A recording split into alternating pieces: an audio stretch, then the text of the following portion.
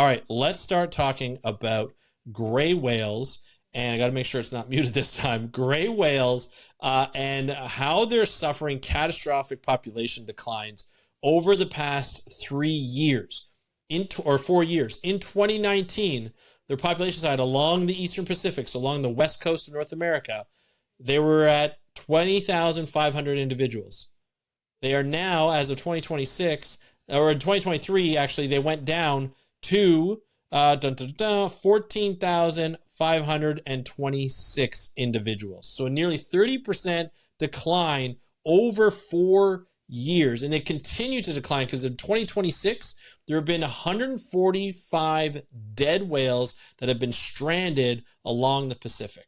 And that's according to NOAA, the National Oceanic and Atmospheric Administration. And I'll be honest, just a side note here, I've been saying oceanographic and not oceanic.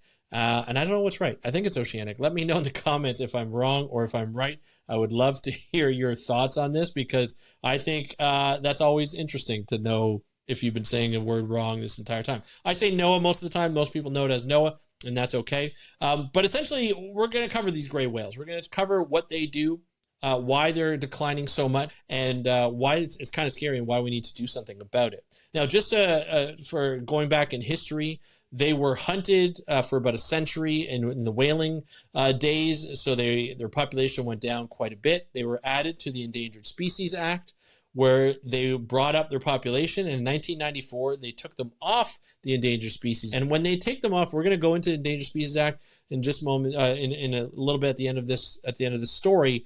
But when they went in this, when they came off of the Endangered Species Act, they were at a great population. They were a good sized population. And now, of course, the 30% decrease is a cause for concern. And the question is, like, how does this happen? So to know how this happens, we have to go back to find out what their life history is about. So what they do every year is they out in Baja California, Mexico. And that's where they summer, and they kind of, or that's where they winter. They kind of sit in this beautiful tropical water. And over time, over the seasons, as we start to get into summer, they start to migrate up the west coast of the North America. So Mexico, the US, Canada, back to the US and Alaska, and they go up to the Arctic where they feed. And these are bottom feeders, believe it or not. These whales, they feed on plankton, but they're bottom feeders. So they go to the ground, they open up their jaws, or their mouths, they grab a bunch of sediment, and they sift through that sediment to get all the plankton that's in there. And then you see these massive sediment blooms that happen as they go down, depending on how shallow they go down. But I've been witness to them feeding up in the Arctic. I did I did some work when I was consulting, doing an environmental consultant. I was doing some work on a seismic strip. I was doing marine mammal observing. I came across these whales. They were gray whales. I've never seen gray whales before, especially in the Arctic.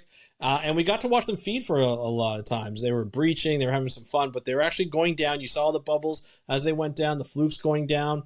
And they went down, and you see all these sediment come up all of a sudden because they're grabbing like all these. Go to the Arctic 4. They feed like you've never seen. Like they gorge on food, on plankton especially, to make sure that they have enough energy to do the migration back down. And of course, they stop over into special areas, right? We call it like distinctive feed. And these upwellings are basically enriched waters that come from the deep sea, and they're cold enriched waters. They come up and they feed a bunch of those plankton that comes up. So they feed marine mammals.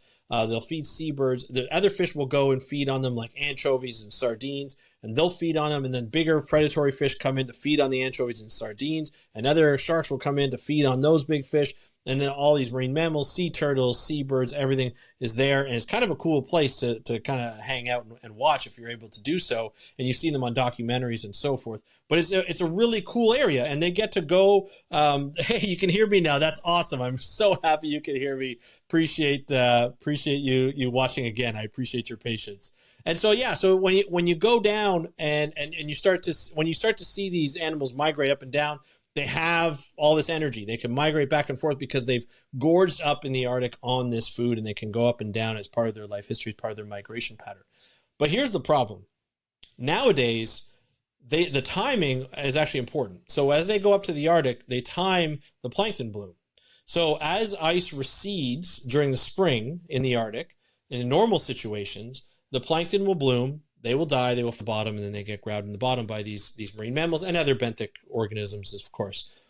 Now, the problem is with climate change and a heating atmosphere, the ice recedes a lot faster because it's just receding. So it melts a lot faster, a lot earlier.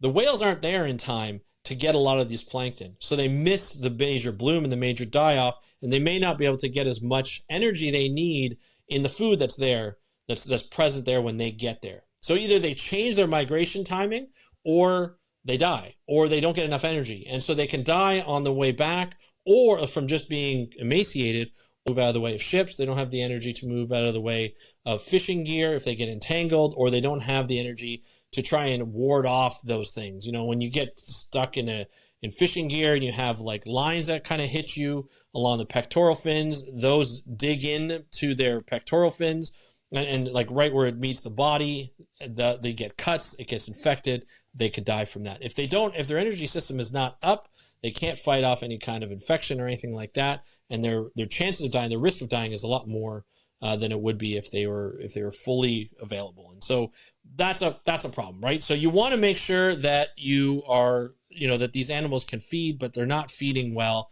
so they can get hit by ships, they can get entangled by fishing gear. And the thing is with the 145 gray whales that were stranding us that we saw in the Pacific, there's an environmental non-employees of environmental responsibility called peers, and they estimate that for every one stranded gray whale observed, another 9 or more have died at sea. So meaning another 1,300 gray whales have died this year without anybody knowing. And this we see a lot with marine mammals on the East Coast with the North Atlantic right whale. They are a critically endangered species. They've been hunted like you wouldn't believe during the whaling times. They kind of came back up. And then over that time, over the last like 20, 30, 40 years, their population has declined significantly because of entanglements with fishing gear, like lobster traps and crab traps and so forth, as well as ship strikes. Now, these whales tend to sit just below the surface. They don't get out of the way. And so when you eat, it's tough to see, and they get hit by a ship, and then they either die or they're hurt enough where they die. Now, these are massive transport ships, so it's not just a regular boat. These things can actually kill these animals on impact. But my point is about looking at the East Coast is that they're monitored quite frequently. They have these ship strikes, they have these entanglements, but there are mitigation factors in there, right? These mitigation factors are really important in knowing what is happening with how they're taken care of. So now with the mitigation factors is like you have specific areas, like specific shipping lanes at specific times of the year to avoid whales, right? You have slowdown times. So to say, hey, you're not going to go 20 knots in this area, you're going to go 10 knots in this area to reduce the amount of collisions that you can have. It is not perfect. You still have collisions, you still have entanglements, but the same thing happens with the great whales as the North Atlantic whales, where it's like you may see one get entangled and stranded, but the other ones you don't see that die out at sea that we'll never be able to know if they've survived or not. Now, the North Atlantic right whale population is very well observed and very well studied to the point where there's only like less than 400 individuals left. And so they're being monitored all the time. You know, a lot of people know them by individual names, by their markings. They know when they were born. They know if a calf died. They know when a cow, like a mother passed away, or how many she gave birth to, and all that kind of stuff. So it's very, very well studied. I don't know how well studied these gray whales are, but it seems to be a lot, like way more than the North Atlantic right whale. So even going from 20,000 to 14,000, although it's a huge decrease, people are taking it as seriously as they should. And we'll talk about that in a minute. Just to talk about the length of the migration, it's about 16,000, 22,000 kilometers, or 10,000 to 14,000 miles for my American friends. So that's, going to the winter calving lagoons, or from the winter calving lagoons from Baja all the way to the Arctic when they're feeding grounds. And so like messing up that food web, messing up the energy, it could be a real problem, right? Vulnerable to ship strikes, vulnerable to entanglement. The PEER, the organization I just talked about, is petitioning NOAA to make whale safety zones in federal U.S. In U.S. waters. So beyond the state waters of 9 nautical miles to the U.S. waters of like the exclusive economic zone, which is 200 nautical miles. So these areas would be in areas where these animals would stop. They would feed. So I mentioned before, upwelling areas, which would be important. There may be other special areas that they congregate and aggregate at, where they might be more susceptible and more vulnerable to getting hit by a ship, or even just a migration route if it interferes with a specific shipping timing or route that normally happens, to see those federal rules in place to make sure that those zones happen really well, right? When I was up in the Arctic, there are specific zones for bowhead whales that they kind of hang out. It's demarcated.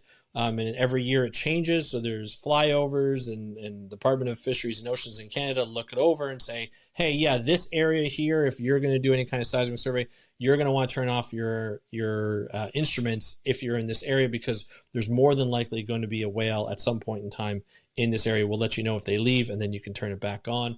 All that kind of stuff. We'll get into noise and seismic guns and everything in another time. But the whole point of this is there are specific zones for whales that are easily demarcated just by observation. If these animals are studied quite frequently, that's the time where you can actually do these types of things. Now, the gray whales are off the Endangered Species Act. They're not on the list anymore. They were taken off in 1994. But Pierre was petitioning NOAA to relist the whales in U.S. waters, which would afford them additional protections. So when an animal is on the endangered species list, or a species is on the endangered species list, it will have specific documented processes that it has to take. So there has to be a recovery plan. And every country is different. I know the U.S. and Canada are a little bit different, but they're kind of the same. Having this recovery plan means that they have to be studied every year. Their population has to be monitored every year. Is it increasing? Is it decreasing? Is it staying the same? Are the protections working? What has changed during that time that may affect whether the population is growing or not growing? So having all of these different types of monitoring systems and recovery plans really helps make sure that these populations are not, one, falling under the most recent population estimates, or if they are, we're finding more measures and adapting to those management measures to make sure that we increase in the population to get them to a point to at least 20,000. So that we can increase them to 20,000. Now, I'm saying that, but that doesn't happen overnight. That's not easy. You have to get rid of the problem. Having a problem like lack of food is a bigger problem than trying to make sure there are shipping lanes and there are less entanglements. So that, you can take out the human factor a lot of the time, like ship strikes and stuff like that, where you can manage those, as I mentioned before, by having, ship-free zones for certain times of the year.